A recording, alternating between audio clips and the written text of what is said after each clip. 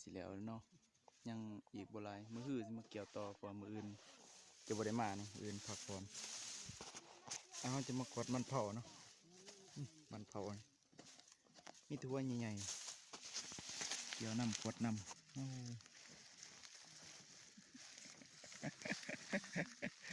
พี่ทาย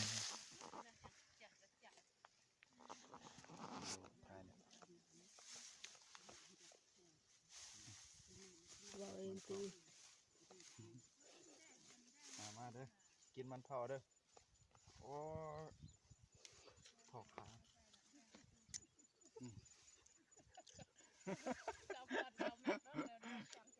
ไอ้หัวบางใหญ่พอหัวพี่โอ้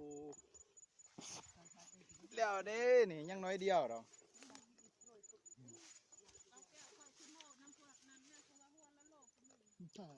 นี่อันนี้แหละเนาะจะซองโลจากนอกปอกก่อน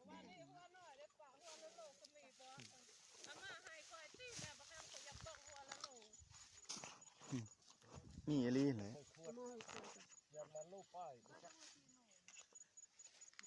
ตอนนี้ก็จักโมง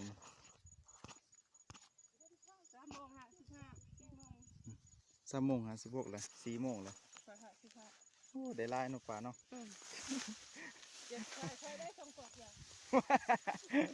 ตายแล้วยังบ่ลายมันคือมาเกี่ยว